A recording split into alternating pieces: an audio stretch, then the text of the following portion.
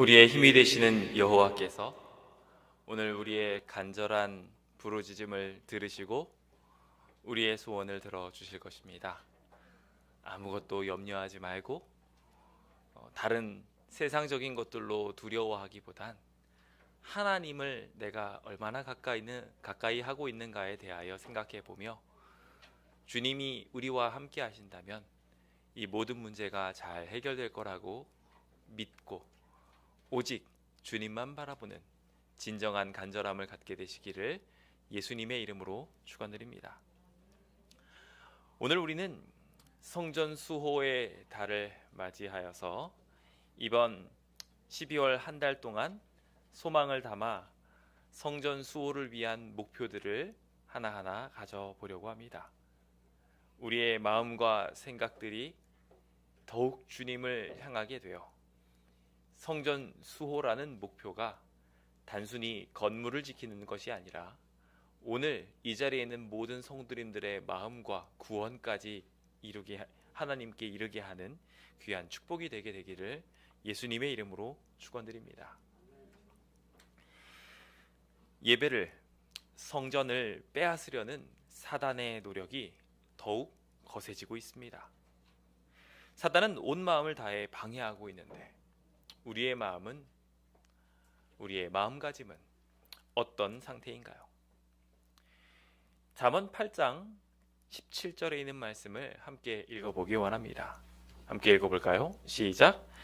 나를 사랑하는 자들이 나의 사랑을 입으며 나를 간절히 찾는 자가 나를 만날 것이니라. 우리 하나님께서는 참 좋은 분이시라서 절대로 강요하지 않으십니다. 사람이라는 것이 항상 바람을 가지고 살아가다 보니 부부 사이가 되었음에도 불구하고 서로가 서로를 위하여 살아가기보다는 자기의 바람을 이루기 위하여 그것을 강요하는 경우들이 꽤나 많은 것들을 봅니다. 그러다 보니 결국 서로의 강요에 못 이겨 불화를 만들어낼 때도 있지요.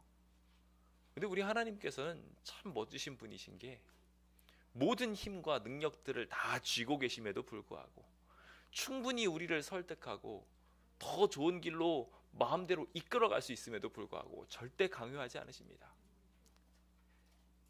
그리고 감정의 크기마저도 당신의 큰 사랑이 너무 클 때 혹 우리가 부담스러워할까봐 우리가 사랑하는 만큼 당신 자신도 크게 사랑하시지만 그 모습을 비춰주시기까지 하실 정도로, 그래서 균형을 맞춰 우리에게 부담을 주시지 않으려고 하시는 분이 우리 하나님이십니다. 잠언 8장 17절은 우리에게 그것을 말하며 우리가 주님을 사랑하게 된다면 그 사랑만큼 주님의 사랑을 입게 될 것이며 우리가 주님을 간절하게 찾게 된다면 마찬가지로 주님도 우리를 간절하게 바라셔서 주님과 만나게 될 것이다 라고 우리에게 소개해 주고 계십니다. 오늘 이 자리에 계신 모든 분들이 부디 주님의 사랑하시는 만큼, 주님이 우리를 바라시는 만큼 간절한 마음으로 주님을 소망하게 되시길 예수님의 이름으로 축원드립니다.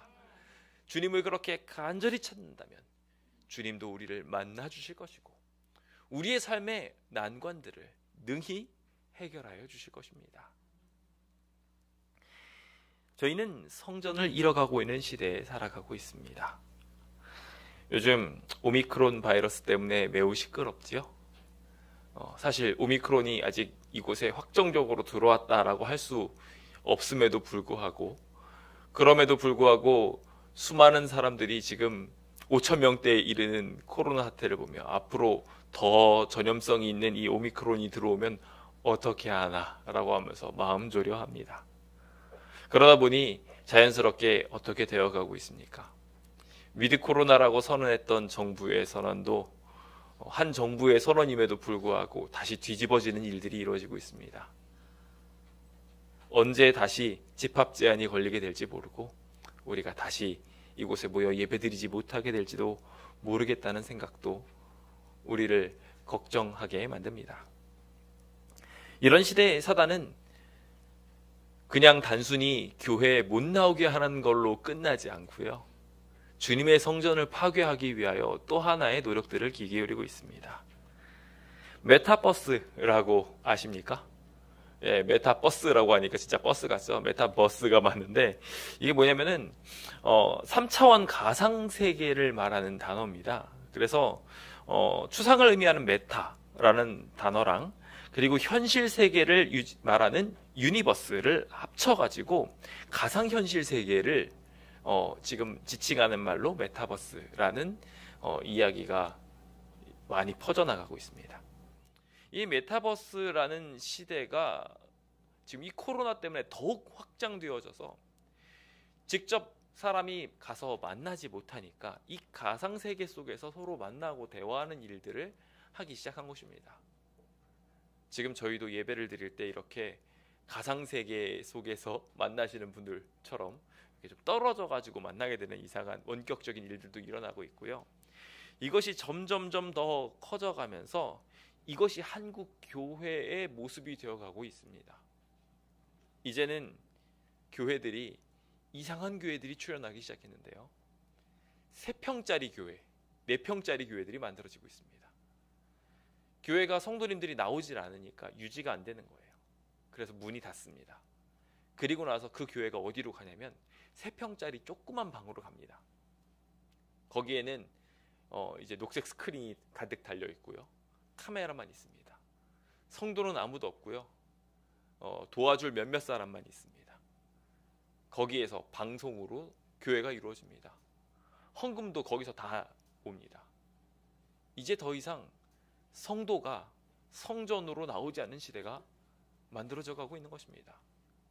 이렇게 커다란 성전을 텅텅 빌 수가 없지 않나라고 이야기하며 요즘 트렌드가 이런 식으로 메타버스형 한국 교회로 가고 있습니다. 거기서 한 걸음 더 나가서 요즘엔 어떤 모양까지 나가고 있냐면 로블록스라는 것을 혹시 아십니까? 아이들은 지금 신나서 쳐다볼 겁니다. 미국 16세 미만의 청소년의 55%가 로블록스에 가입하고 있는데요. 저희 아이도 뭘 저렇게 쳐다보고 있나 하고 봤어요. 그랬더니 이 로블록스 세계에 빠져 있더라고요. 저는 그냥 뭔가 하고 쳐다봤는데 뭔지 잘 모르고 넘어갔었는데 이번 기회에 목회자협의회를 가서 알게 됐습니다. 목회자협의회에서 어떤 의논이 오가고 있었냐면 이제 우리도 로블록스 교회를 만들어야 된다라는 의논이 오가고 있었어요. 다들 충격에 빠졌습니다. 우리가 너무 앞서는 건 아니냐. 성도님들이 교회에 나올 수 있도록 장려해야 되는데 지금 코로나 때문에 그게 안 되니까 여기 있는 이 레고처럼 생긴 아바타들을 우리 성도님들 다 등록하게 하고 교회에 오는 것처럼 뚜벅뚜벅 걸어오게 해서 교회 성전에 딱 앉게 만들고 거기서 예배를 드리자는 거예요. 이렇게 되면 어떻게 될까요? 이 성전이 과연 남아날 수 있을까요? 지금 시대가 그렇게 되어가고 있고 주변 사람들의 인지는 이제 이렇게 만들어져 가고 있습니다. 더 이상 필요 없는 곳이 되었습니다. 열왕기상 8장 43절은 주의 이름을 알고 주의 백성 이스라엘처럼 경외하게 하시오며 내가 건축한 이 성전을 주의 이름으로 일컫는 줄 알게 해주십시오. 교회가, 성전이 정말 거룩한 곳이라는 것을 기억하도록 우리가 그렇게 마음 써야 하며 동시에 주의 이름을 알고 주변 사람들 모든 이방인들이 이 주의 백성 이스라엘처럼 성전을 바라보고 경외하게 해주십시오라고 기도하고 있는 거예요. 그런데 우리가 이 성전을 바라보면서 간절한 마음을 품기를 포기해버리는 시대에 우리가 살고 있습니다. 그러니 주변 사람들도 어떻게 이 성전을 바라보겠습니까? 자연스럽게 성전은 없어져도 되는 곳으로 생각하며 하나님의 백성처럼 이곳을 생각해버리게 될 것이라는 것입니다. 우리는 이 무서운 시대에 살아가고 있으면서 사단이 정말 다양한 방법으로 우리를 흔들고 있구나라는 생각을 하게 합니다. 그리고 그 결과로 벌써 이미 한국 교회들이 문 닫고 있고요. 많은 교회들이 빠져나가서 3평짜리로 심지어 문을 닫아버리고 있는 교회들도 무수하게 지금 만들어지고 있습니다. 그 재앙 속에서 우리는 위대한 공과를 배우게 될 것입니다. 이스라엘이 그랬던 것처럼 말입니다. 호세아 5장 15절입니다. 그들이 그 죄를 뉘우치고 내 얼굴을 구하기까지 내가 내 곳으로 돌아가리라. 그들이 다시 회개해서 돌아오기 전까지 나는 내가 있는 장소로 다시 돌아가겠다는 겁니다. 하나님이 우리와 함께 하시지 않으시겠다는 겁니다. 그들이 고난받을 때 비로소 나를 간절히 구하게 될 것이다 라고 소개하고 있습니다. 이 성전에서 사실 이맘때쯤이면 우리가 예배를 안 드리게 될 수도 있는 상황이었었습니다. 재개발이 원래 수순대로 진행이 되고 있었다면 지금 이미 저희는 이주를 했어야 됩니다. 우리가 지금 아직까지 여기서 예배 드릴 수 있는 것은 하나님께서 이 재개발 사업을 지체하도록 계속 붙들고 계셔서 그래서 우리가 아직 이 성전에 남아 있습니다. 내년은 이제 이 성전이 계속 남아있을까 남아있지 않을까에 대한 아주 중대한 기로에 있는 중요한 해입니다. 이 중요한 해를 앞두고 우리는 어떤 마음을 가지고 있어야 할까요?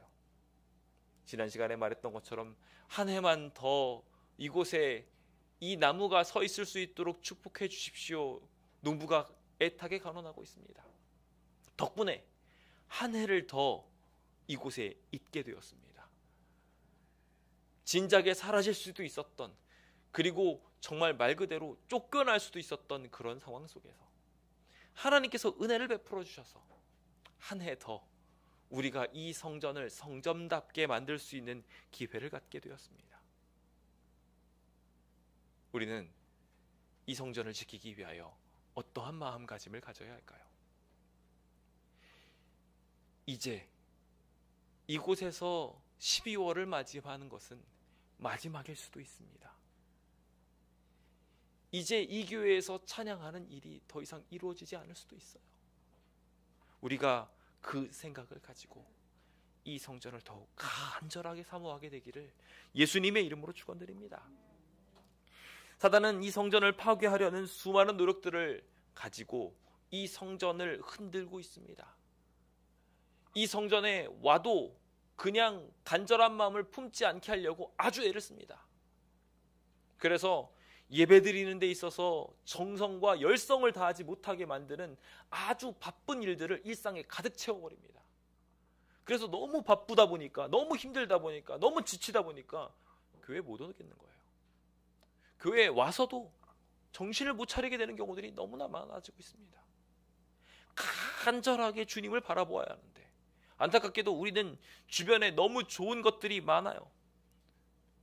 그러다 보니 그 좋은 것들에 휩싸여 일주일 내내 살아가다가 결국 안식일을 예비하지 못하고 주님의 성전에 나올 준비를 하지 못하게 됩니다.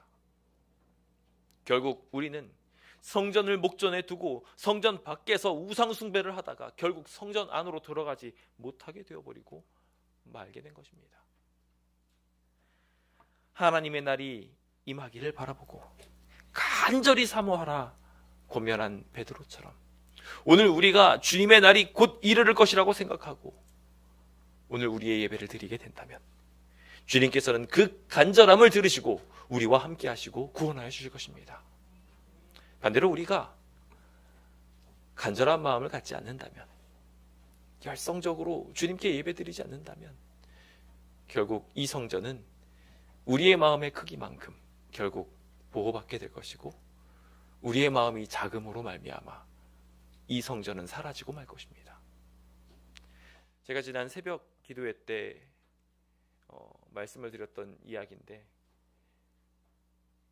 재앙을 위하여 기도한다는 이야기가 어쩌면은 정말 저희가 이 시대에 해야 할 사역 중에 정말 중요한 사역이 아닌가라는 생각을 하게 됩니다. 우리가 아직 정신을 차리지 못했다면 이곳에 가뭄이 있게 해달라고 기도했던 엘리야처럼 주님께 우리는 재앙을 기도해야 합니다. 정신 차리지 못한 이 교회를 다시 정신 차리게 해주십시오.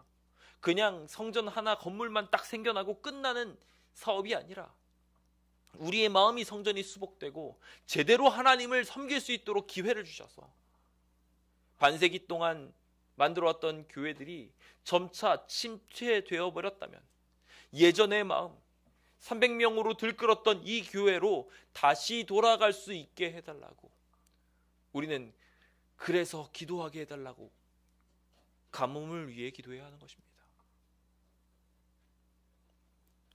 부디 주님께서 그 재앙을 이 교회에 일으키셔서 지금 이미 많이 힘들어졌지만 그 힘들어진 상황들이 우리 안에 더 절실하게 느껴지게 해주시고 우리의 간절함을 끌어내셔서 하나님이 떠나 계시는구나, 이 성전이 정말 사라질 수도 있구나, 와서 이곳을 파괴하려는 사람들이 막 몰려있는 모습을 보고 걱정하고 두려워하며 하나님 저희의 신앙을 다시 회복시켜 주십시오, 이 성전을 지켜주십시오라고 어떤 때보다도 간절하게 붙들으시게 되는 2022년이 되시길 예수님의 이름으로 축원드립니다.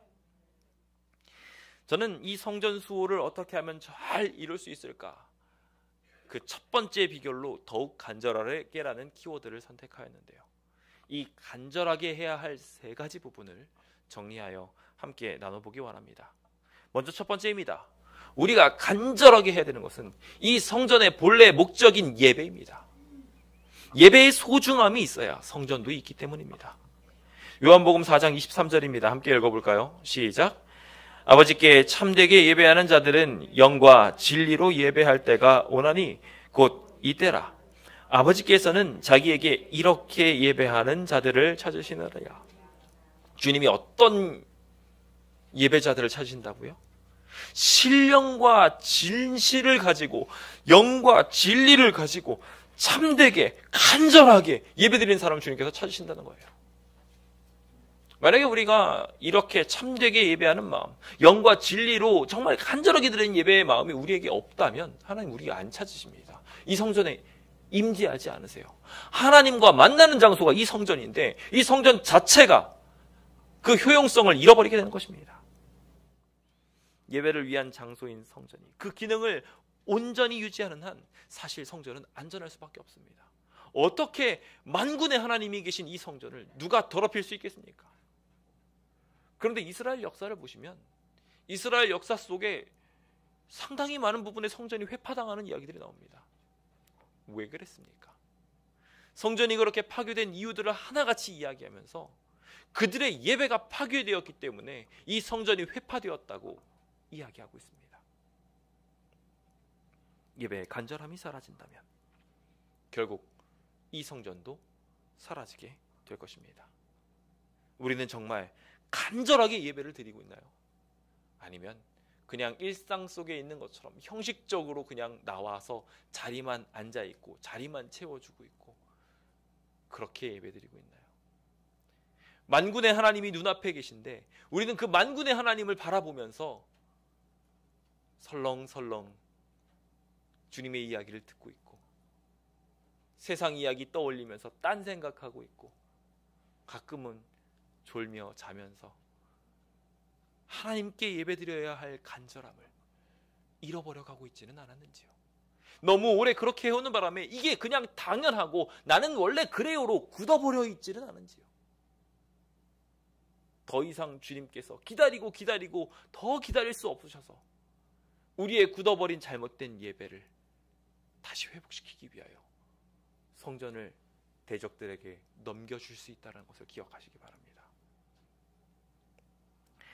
역대하 27장 2절에 보면은 요담에 대하여 등장합니다. 요담의 아버지는 우시아입니다. 우시아는 선왕 중의 하나로 우리가 잘 아는 것처럼 하나님의 말씀을 정말 신실하게 지켰던 사람입니다. 근데 마지막에 그가 교만해져서 한 가지 실수를 합니다. 제사장만이 할 수 있는 사역을 자기가 하려고 했죠. 그리고 어떻게 됩니까? 문둥병에 걸려버립니다. 하나님이 하셔야 될 일들을 넘보게 된 결과 그는 하나님의 성전에 들어갔다가 문둥병에 걸려서 나와버리고 말았습니다. 근데 이 문둥병에 걸려서 나오게 된 이 비극적인 상황을 본 요담이 하나님의 성전을 두려워하게 되었습니다. 하나님의 성전을 두려워하게 된 뒤에 그가 한 행동입니다. 모든 행위대로 여호와의 보시기에 정직하게 행하였으나, 요담은 정말 말 그대로 나쁜 일 한 사람 아니에요. 악한 왕이라고 지칭할 만한 나쁜 일들을 하지 않았습니다. 정직하게 그렇게 잘 선왕처럼 통치하였어요. 그런데 그에게 문제가 있었어요. 여호와의 성전에는 들어가지 않았어요. 왜요? 그의 아버지가 그곳에 가서 문둥병에 걸렸거든요. 아버지가 한 큰 잘못에 대하여 생각하지는 않고 그것이 경고가 되어 하나님을 두려워하는 마음은 가졌지만 가서 예배할 생각을 하지 않은 거예요. 성전으로 들어갈 생각을 하지 않았습니다. 성전은 더 이상 이 요담에게 필요 없는 공간이 되었습니다. 그 결과 어떻게 되었을까요?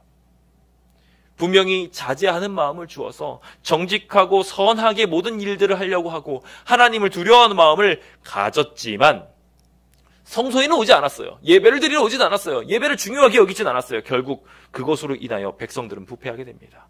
도리어 성전에 들어가지 않으니 어떤 현상이 일어나게 되었냐면 성전 앞에 산당을 만들어 놓고 그 산당에서 예배를 드리게 되는 그런 일들이 일어나게 된 것입니다. 자꾸 화면이 넘어가서 아쉬운데요. 방금 전 나온 화면 중에 잠깐 지나가게 되지만 여기 보시면 밖에다가 산당들을 채워놓고 그 안에는 성전입니다. 성전에 들어가지 않고 바깥에서만 우상 숭배하고 있는 거예요. 하나님의 성전이 회파된 이유요? 하나님을 버렸기 때문입니다. 역대하 7장도 그것을 말하면서 여호와께서 무슨 까닭으로 이 땅과 이 성전에 이렇게 행하셨는가? 왜 지금 이 주님의 거룩한 성전이 공격당하고 있고 왜 이 성전이 이렇게 사라질 위기에 있었을까라는 질문에 대하여 똑같이 답하기를 자기 하나님 여호와를 버리고 다른 신들에게 붙잡혀서 그것을 경배하여 섬김으로 예배를 잃어버렸기 때문에 예배의 간절함을 놓쳐버렸기 때문에 여호와께서 이 모든 재앙을 그들에게 내렸다. 오늘 우리가 이 비극 속에 있음을 기억하시기 바랍니다. 간절함을 회복해야 합니다. 로마서 12장 1절은 이 내용들을 우리에게 설명해 가면서 우리 몸을 하나님이 기뻐하시는 거룩한 산 제물로 몸이 제물이 될 만큼 내 모든 것이 하나님 앞에 드려질 만큼 간절한 마음으로 예배드리라고 말하고 있습니다. 오늘 그렇게 아름답고 거룩한 곳으로 주님께 예배하기로 결심합시다.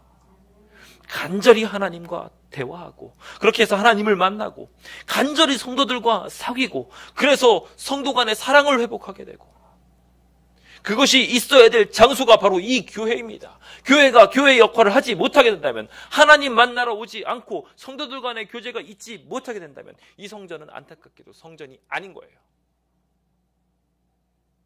그냥 종교부지로 이름을 붙여놨어도 이곳에 멀쩡하게 십자가가 달려있는 커다란 교회가 세워졌다 할지라도 이곳에서 하나님을 만나지 않게 되고 성도들과의 진정한 교제가 있지 않는다면 교회가 아닌 겁니다. 오늘 간절한 예배를 회복하여 오늘 우리의 입술에 힘있는 찬양이 있게 되기를 예수님의 이름으로 축원드립니다. 말씀에 갈급이 있어서 주님을 바라보면서 한 자라도 떨어지지 않으려고 갈급한 마음으로 주님의 말씀을 들으려고 하는 그 자세가 있게 되기를 예수님의 이름으로 축원드립니다. 주님을 간절하게 신뢰하는 마음으로 울부짖는 기도가 가득한 교회가 되기를 소망합니다. 사랑의 연합으로 완전히 묶여져서 아무리 세상 세파들이 이곳을 흩어버리려고 한다 할지라도 흩어지지 않는 진정한 연합을 갖게 되기를 예수님의 이름으로 축원드립니다. 부디 이 간절함이 우리의 예배에 있어서 그 더욱 간절함으로 인하여 연인이 아무리 세상에 있는 많은 것들이 갈라놓게 하려고 한다 할지라도 그냥 그 사랑을 계속 붙잡고 있는 것처럼 설령 목숨을 잃은지언정 같이 서로 사랑하겠다고 붙들고 있는 것처럼 그래서 코로나 거리두기가 연인이나 가족들을 갈라놓을 수 없는 것처럼 재개발 사업이 이 하나님의 백성들이 성전으로 나오는 것을 막지 못하게 간절함을, 진짜 사랑을 유지하게 되시길 예수님의 이름으로 축원드립니다. 두 번째로 우리가 생각해 보아야 할 간절함의 전략은 회개입니다. 성전에 왜 나왔나요?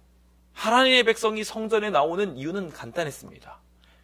성전에 나가서 자신의 죄를 용서받고 회복되기 위해서 나갔던 것입니다.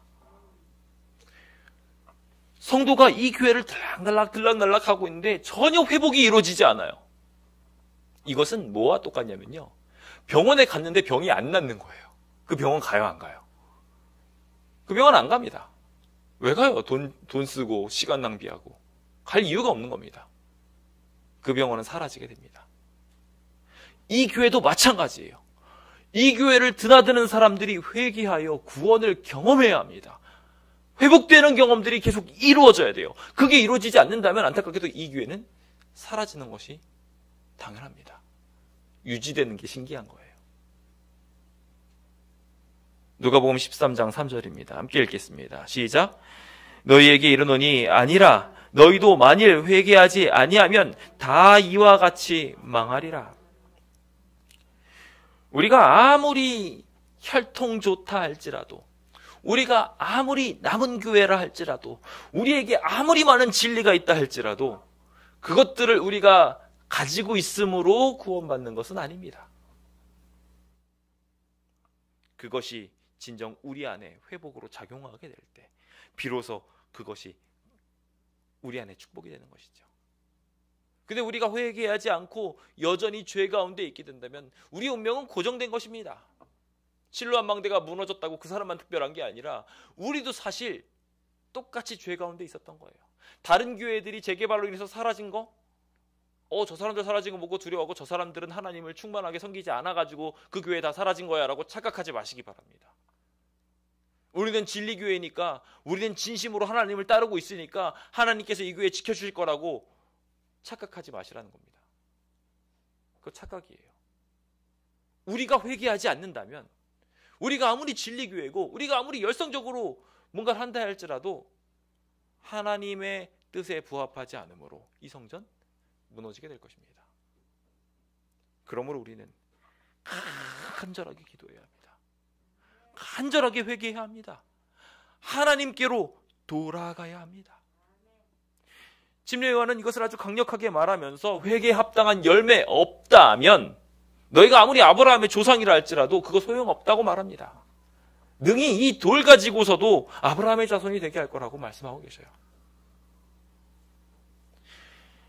제가 운동에 대하여 이렇게 배우다 보면은 차라리 아무것도 안 배운 사람이 잘못된 습관을 가진 사람보다 가르치기 쉽다는 것을 알게 됩니다.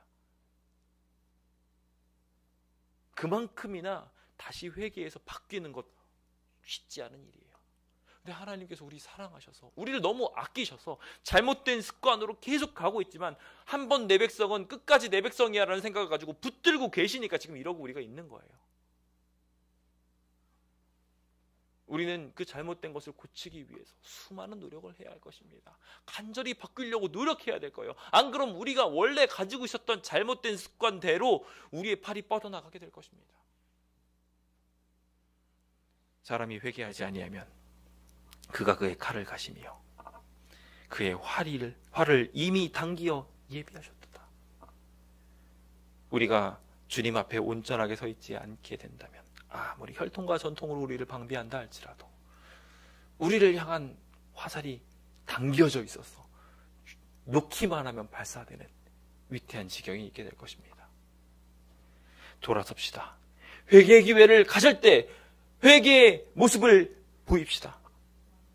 주님께서는 지금 그 어떤 때보다도 많은 징조들로서 우리의 마음을 깨우쳐 주시려고 하고 있습니다. 코로나라는 시국을 통하여 매일매일 우리는 다음 주에 교회를 갈 수 있을까 없을까를 걱정하면서 기도하는 생활을 살게 되어 있어요. 더 열심히 간절하게 주님께 매달리지 않으면 우리도 다 위험해질 수 있습니다. 하나님이 보호하심을 우리는 매일 간구하면서 살아야 할 재앙의 징조의 시대에 살아가고 있어요. 우리 마음 돌이켜야 된다고 모든 세상이 말하고 있어요. 그때 우리가 그 사인을 온전히 받고 돌아선다면 얼마나 좋겠습니까? 니누에는 그냥 선지자 한 명이 와서 40일이면 멸망할 것이라는 이야기 메시지 하나 듣고도 회개했습니다. 고라신이나 벳세다를 향하여 주님께서 수많은 기적을 보여주셨듯이 어쩌면 우리 교회에도 수많은 기적들을 이미 보여주셨을 수도 있습니다. 아니, 보여주셨어요. 정말 신기한 방법으로 시의원들 만나게 하시고 정말 신기한 방법으로 국회의원과 연결되게 하시며 시장도 만나고 하나님께서 다 도와주셨던 길들이에요. 하나님께서 그 길들을 다 만들어 주셨고 굽이 내가 너와 여전히 함께하고 있단다라고 말하고 계세요. 그런데 우리는 그 많은 일들을 보면서도 안타깝게도 배옷으로 입는 일들은 하지 않았어요. 제 가운데서 회개하지 않았어요. 내가 그에게 회개할 기회를 주었을 때 자기의 음행을 회개하고자 하지 아니하는도다. 어쩌면 우리의 모습은 이렇게 끝까지 회개할 기회를 박차버리고 있는 완악한 마음을 가진 사람이 아닌가 생각해 보게 됩니다. 지난 한 주간 저희는 이 죄를 회개할 연말기도주의 시간을 보냈습니다. 정말 열정적으로 기도하고 간절한 신앙을 회복하자고 우리 모두 그렇게 외쳐보았습니다만 정말 우리의 마음은 얼마나 돌아섰는지 스스로 자문하고 자답하게 됩니다. 이제 간절한 회개를 합시다. 어디서 떨어졌는지를 스스로 생각합시다. 내가 무엇이 부족한지 계속 통찰합시다. 그래서 회개하여 처음 행위를 가집시다. 간절한 주님의 마음을 품으며 주님 뜻대로 살아나갑시다. 만약에 우리가 그렇게 살지 않게 된다면 결국 2초 때는 이 성전은 다른 곳으로 넘어가 버리고 말 것입니다. 내가 사랑하는 자를 책망하여 징계하노니 내가 열심을 내라. 회개하라. 이제 이 성전에서 주님을 만나며 성품의 회복을 경험하게 되시길 소망합니다. 내 모난 성품들, 주변 사람들에게 틱틱대고 화내고 짜증냈던 모든 모습들 다 회개합시다. 이거 바뀌지 않으면 이 성전 필요 없는 곳인 거예요. 주변 사람들의 관계가 올바로 만들어지게 되기를 소망합니다. 지지고 볶고 싸우려고 이 성전 나온 거 아니지 않습니까? 관계를 회복하는 놀라운 기적의 장소가 되기를 소망합니다. 더 나아가 이곳에 와서 생명을 회복하시고 주님의 나라가 회복되는 것을 향하여 움직이게 되는 주의 백성 되시길 예수님의 이름으로 축원드립니다. 바라는 것과 간절한 것은 차이가 있습니다. 다이어트 바라실 겁니다. 하지만 간절하지 않으면 이 일은 이루어지지 않습니다. 다들 멋진 몸매, 건강한 몸 소망하십니다. 안 가지고 싶으신 분 계십니까? 아무도 안 계시잖아요. 그런데 문제는 그걸 바란다고 그 몸이 이루어지는 게 아니라는 거예요. 간절해져서 정말 말 그대로 이거 건강 이렇게 잃어버리고 나면 나 죽을지도 몰라라는 생각을 가지고 정말 이를 악물고 노력하지 않으면 이루어지지 않을 것입니다. 우리의 회개도 마찬가지일 것입니다. 우리 죄들 그냥 내가 예전에도 이랬고 전에도 이랬는데 뭐 무슨 상관이야 라고 생각한다면 안타깝게도 그 죄는 여러분들의 품성이 된 겁니다. 그 죄는 계속 그렇게 미루다가 예수님 오실 때까지 갈 겁니다. 그건 회개가 아니에요. 치열하게 싸우셔야 합니다. 혹 그 죄가 연약해져서 계속 내 삶에 반복되어 만들어진다 할지라도 싸우셔야 합니다. 그게 간절한 거예요. 그래야 주님께서 그 싸우는 것을 보시고 우리가 죽을 때까지 그것을 가지고 갔다 할지라도 그 싸우는 간절함을 통하여 우리의 삶을 변화시키고 구원하여 주실 것입니다. 그 성령의 회개가 여러분들의 삶에 있게 되기를 예수님의 이름으로 축원드립니다. 이제 마지막으로 이 교회가 교회다워져서 교회가 뺏김당하지 않으려면 무엇을 해야 되느냐? 교회는 왜 세워졌을까요? 교회는 섬김을 위해 세워진 곳입니다. 다른 곳들을 더욱 주님의 사랑으로 채우도록 하기 위하여 주변에 빛이 되게 하기 위하여 이 교회가 만들어진 거예요. 그래서 사역이 있어야 애정이 가득 차게 되고 성전이 성전다워지게 되는 것입니다. 주변 사람들이 이 성전을 보고 와, 저기는 좋은 곳이다. 내가 힘들고 지치고 어려운 일이 있으면 내가 저기 가서 위로를 받아야지. 그 생각을 갖게 해야 이 성전인 거예요. 지금 이 상황은 매우 이상한 상황입니다. 주변 사람들이 이 교회를 보고 독과 같이 여기는 거 매우 이상한 상황이에요. 다른 곳은 몰라도 저기는 크게 지어야 된다고 생각하는 것이 우리의 마음이 되어야 하는 것이에요. 사람들이 옆에다가 공원이 예쁘게 들어온다고 하면 좋아합니까? 안 좋아합니까? 좋아하잖아요. 근데 옆에다가 교회가 들어온다고 하면 좋아하나요? 안 좋아하나요? 왜 그렇게 된 걸까요? 교회가 더 이상 공원만도 못한 곳이 된 거예요. 빈 들만도 못한 게 돼버린 겁니다. 교회가 교회다워져야 합니다. 그것을 위하여 우리는 로마서 12장 11절에 있는 목표를 이루어야 됩니다. 함께 읽어볼까요? 시작. 부지런하여 게으르지 말고 열심을 품고 주를 섬기라. 그렇습니다. 우리는 열성을 다하여 간절하게 주님의 사역을 붙들어야 합니다. 그것이 내일이 되어야 되고요. 그 간절함을 가지고 이 교회의 모든 일들을 보살펴야 합니다. 여러분들의 일상 속에 있는 일정들 다 꿰고 계시잖아요. 물론 기억 못하시는 분들도 계시지만 중요한 일정들은 다 간절하게 보시고 놓치지 않으시잖아요. 교회에 있는 일정들은 어떠십니까? 바울은 내가 하나님의 열심으로 너희를 위하여 열심을 내고 있다고 말하고 있어요. 정말 뜨거운 열정을 가지고서 내가 그리스도께 너희를 드리기 위하여 중매하기 위하여 정말 간절하게 움직이고 있다고, 하나님의 열심만큼이나 내가 그렇게 하고 있다고 말하고 있습니다. 우리는 정말 예수님만큼 열심을 내고 있을까요? 예수님이라면 이 성전을 어떻게 하길 원하셨을까요? 스스로 자문해 보시고 자답해 보십시오. 내가 예수님만큼 이 성전을 보살피고 있는가? 예수님의 마음으로 사역하고 있는가? 좋은 일에 대하여 열심으로 사모함을 받음은 축복 중에 축복입니다. 변하지 않고 언제 어디에서든지 우리와 함께 있어야 될 자세는 바로 이 좋은 일을 향하여 갖는 열심입니다. 그 열심을 품게 되시길 예수님의 이름으로 축원드립니다. 고린도후서 8장은 그래서 우리한테 이 간절함을 증명하라고 말합니다. 여기 등장하고 있는 7장의 인물은 믿음도 있고요, 말도 있고요, 지식도 있어요. 능력들이 다 있는 사람입니다. 그런데 이 사람에게 요청하는 것이 있어요. 너가 정말 간절함을 가졌다면, 이 모든 간절함을 가지고 있다면 그 간절함을 주변 사람들한테 풍성하게 보여주라는 거예요. 그래서 8절에 말하기를 내가 명령으로 하는 말 아니다. 하지만 이 명령은 아니지만 너희가 가지고 있는 이 간절함, 다른 이들의 간절함을 가지고서 너희의 사랑의 진실함을 증명해라 라고 말하고 있어요.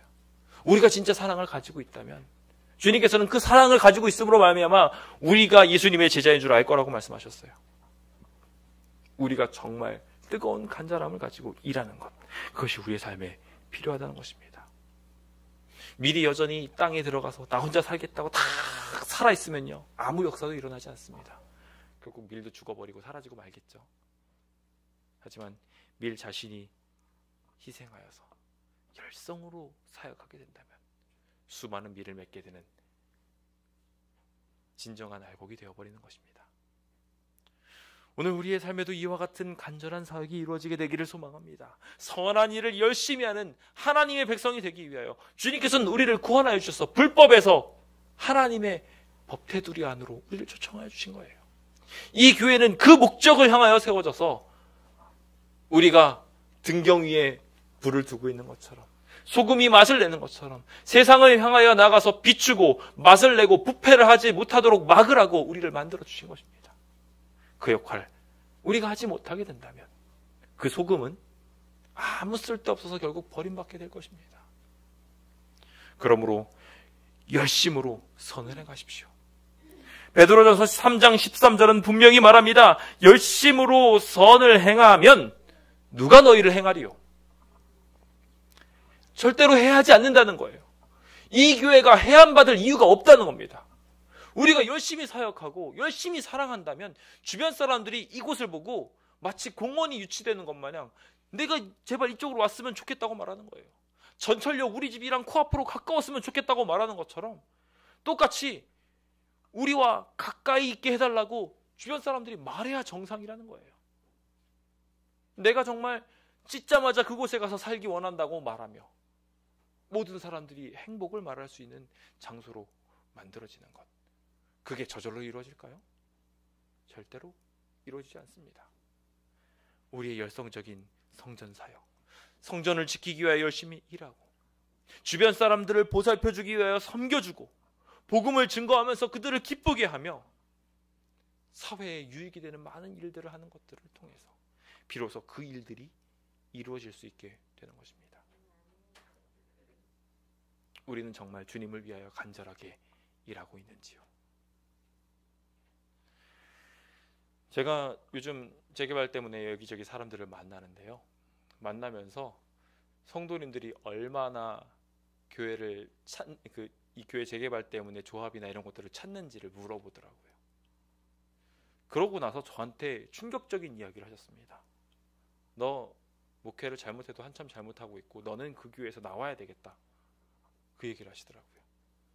제가 굉장히 충격받아서 왜 그러시죠? 라고 물어봤더니 너가 재개발을 잘 이제 앞장서서 하는 거 좋아 보일지 모르겠지만 내가 그렇게 계속해서 재개발 사업을 앞장서서 하고 있는 한 성도들은 아무것도 안 할 거다. 그리고 그렇게 되면 이 교회는 교회를 위하여 사역하지 않는 성도들을 양산해낼 것이고 결국 교회는 사라지고 말 거야. 그게 빠르든 늦든 그 일이 이루어지게 될 것이고 그래서 너가 그 교회에서 나오는 게 더 나을 거야. 이미 너는 그렇게 인식이 바뀌었어. 라고 말씀하시더라고요. 제가 그 얘기를 듣고 지금 그런데 내가 이 상황에서 어떻게 발을 빼요? 불가능하잖아요. 그래서 저 열심히 변호를 했습니다만 제 마음 한켠에 계속 무거운 짐으로 남았습니다. 정말 그런가? 나 때문에 우리 성도님들이 일하진 않으시는 건가? 제가 그것 때문에 굉장히 고민을 해서 한 성도님한테 물었습니다. 그랬더니 그 성도님도 똑같이 말씀하시는 거예요. 목사님 이제 떠나셔도 될 것 같아요. 제가 그 얘기를 듣고 나서 충격을 받았어요. 그렇구나. 정말 내가 그 일을 다 맡고 있었구나. 물론 그런 취지로 말씀하지 않으신 거 압니다. 제가 너무 고생하는 거 보고 불쌍해 보이셔서 그렇게 하셨을 수도 있겠다는 생각도 들어요. 그런데 제 마음속에 무겁게 와 닿은 한 가지 깨달음은 제가 재개발을 위하여 달려드는 일보다 더 열심히 해야 되는 일은 목회하는 일이라는 것이었어요. 베드로도 그 모든 상황들을 보고 이 일하는 것이 옳지 않으니 내가 복음 전하는 일에 전념하겠노라고 말을 하는 것을 보게 됩니다. 그리고 그것을 하기 위하여 집사들을 세웠고 그 7집사를 통하여 교회는 더욱 흥왕해지게 되었고 모든 문제들이 해결되었음을 보게 됩니다. 교회는 사역하는 곳입니다. 요즘 많은 교회들이 안타깝게도 목회자들에 의하여 움직입니다. 그리고 드리는 예배, 사역하는 예배가 아니라 그냥 보는 예배가 되어가고 있습니다. 제가 계속 요즘에 말씀드리죠. 드리는 예배가 되는데 많은 사람들이 예배를 보러 왔어요. 그냥 관람하러 왔어요. 안타깝게도 그분들은 예배자가 아닙니다. 제가 흥정에 대하여 생각을 해보면서 어떤 물건을 제가 살 일이 있었는데 원래 거기가 덤탱이가 있다는 것을 알았어요.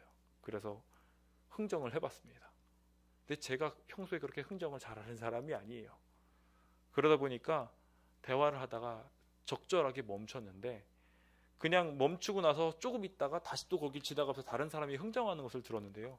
제가 산 것보다 훨씬 더 저렴하게 사가시는 거예요. 그래서 왜 그런가 하고 봤더니 그 사람은요. 정말 확실하게 안 살 건 안 살다고 말하고 간절한 마음, 간절한 생각을 가지고 정말 확실하게 가격을 낮춰야겠다는 목표를 가지고서 움직이고 있더라고요. 우리가 스스로 그냥 대충 가격을 결정짓고 대충 일하고 있으면은 우리 안에 간절함이 없으므로 아무 일도 일어나지 않을 거예요. 간절함이 보여야 상대방도 반응한다는 겁니다. 어제 저쪽에 사람들이 우르르 몰려들어가지고 데모를 하더라고요. 제가 그걸 보고서 데모는 저 정도는 모여서 해야 되는구나 하고 다시 새삼스럽게 생각하게 되면서, 저희가 뭐 그렇게 데모를 하자는 얘기는 아니지만 최소한 그렇게 단결력은 가져야 되겠다는 생각을 하게 되었습니다. 성전을 지키려는 당신의 사역은 무엇입니까? 무슨 일을 하면서 성전을 지키고 계십니까? 아직도 더 잘하는 사람이 있겠지라는 생각 속에 우리가 해야 할 일, 여러분들 자신이, 나 자신이 해야 될 일들을 자꾸 미루고 있지는 않습니까? 여전히 핑계 속에서 입으로만 믿음을 말하면서 사역하는 일에는 물러나 있다면 머지않아 죄의 성향이 우리 자신을 사로잡게 될 것이며, 우리의 마음은, 우리의 마음에 있는 성전은 결국 파괴되어 버리고 말 것입니다. 일하지 않는 자 먹지도 말라고 한 것처럼 우리가 일하지 않는다면 이 성전은 성전으로서의 역할을 다하지 못하고 사라지게 될 것입니다. 그러므로 이제 깨어 함께 일합시다. 이제 1년 남았습니다. 1년 후에 의하여 어떻게 될지 모르는 상황 속에 있습니다.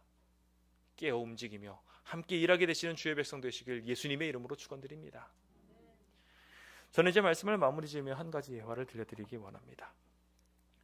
부부가 아들이 머리에 이상이 생겨서 서로 이야기하는데 그 아이의 뇌수술비가 턱없이 모자라다는 것을 알게 됐습니다. 집도 팔고 작은 집으로 이사하게 됐었어요. 오직 하나님의 기적만으로만 이 아이를 구할 수 있겠다는 생각을 가지고 여기저기 열심히 찾아다녔어요.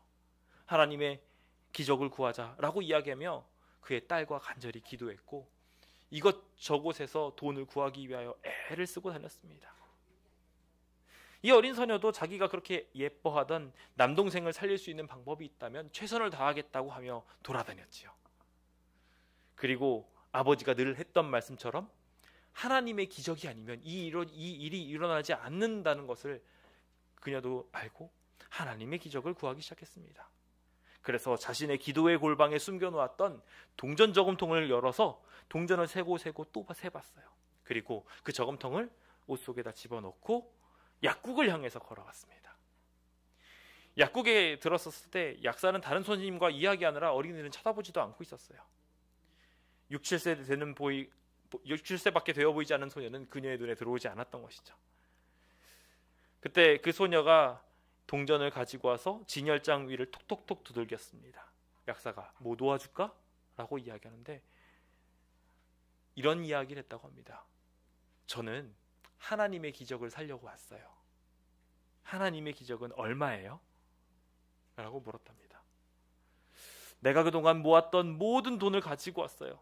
돈이 모자라면 엄마한테 가서 엄마한테 달라고 해서 더 많은 돈을 가지고 올 테니까 하나님의 기적을 꺼내주세요. 하나님의 기적은 얼마인가요? 돈이 모자라서 그런가요? 약사는 그 얘기를 듣고 저런 여기서 하나님의 기적을 팔지 않는단다. 안 됐지만 내가 너를 도와줄 수 없네? 라고 이야기했습니다. 그때 약사와 이야기를 나누고 있던 한 신사가 소녀에게 물었습니다. 얘야, 동생이 어떤 기적을 필요하는지 알고 있니? 그건 저도 몰라요. 동생은 머리 수술을 해야 된다고 엄마가 그랬어요. 뭐가 그렇게 머리 안에서 자꾸 자라고 있다고 합니다. 그런데 아빠는 수술비가 없다고 그랬어요. 하나님의 기적이 있어야 된다고 이야기해서 저는 그 하나님의 기적을 사기 위해서 여기에 왔어요. 그 신사가 묻습니다. 얼마를 가지고 있는데? 1달러 11센트요. 제가 돈이 모자란다면 엄마한테 달래서 더 가지고 올게요. 아주 간절한 마음으로 이 소녀가 붙잡습니다. 그거 참 잘 됐구나. 그 돈이면 내가 필요로 하는 하나님의 기적값이랑 딱 맞아. 그 신사는 소녀의 손을 붙잡고 내가 너희 집에 가기 원한단다 라고 이야기하고 가게 되었고요. 거기서 자기를 소개하게 되었는데요. 시카고에서 온 세계적인 명성을 가지고 있었던 뇌수술 전문가인 칼 암스트롱 박사가 바로 그 사람이었습니다. 이 소녀의 간절함이, 불과 손에는 1달러 11센트밖에 없었지만 그 간절한 소망이 하나님의 기적을 살 수 있게 하였던 것입니다. 우리의 손에도 마찬가지로 적은 돈, 적은 능력밖에 없을지 모릅니다. 하지만 우리 안에 간절함이 있다면, 선을 간절히 구하는 자는 주님의 은총을 받을 것이라는 약속을 분명히 경험할 것이라고 저는 믿습니다. 내년 저희의 삶 속에 그 일들이 일어나게 되어서 그 간절함으로 말미암아 축복을 얻게 되시길 예수님의 이름으로 축원드립니다. 우리에게 재앙이 있지만, 재앙을 기도해야 하지만, 그 재앙이 그치고 나면 주님께서는 다시 3년 반의 기근 이후에 다시 그 땅을 윤택하게 할 복의 비를 내려주셨습니다. 그 은혜의 단비로 인하여 단순히 땅만 적셔진 것이 아니라 이스라엘의 토양이 바뀌게 되었고, 선지자 학교가 세워지게 되었고, 하나님의 말씀이 흥왕해지는 기적으로 이루어지게 되었습니다. 저희 교회도 그 일이 이루어지게 되기를 소망합니다. 단순히 건물만 살아나는 것이 아니라 진정 간절한 신앙이 회복되어지고, 그 간절한 신앙으로 인하여 간절하게 예배하고 간절하게 회개하고 간절하게 사역함으로 주변 모두가 진정 이 교회를 사랑하고 아끼게 되는, 하나님의 날이 임하기를 소망하게 되는 그 아름다운 기적이 일어나게 되기를 소망합니다. 이제 함께 따라해 보시겠습니까?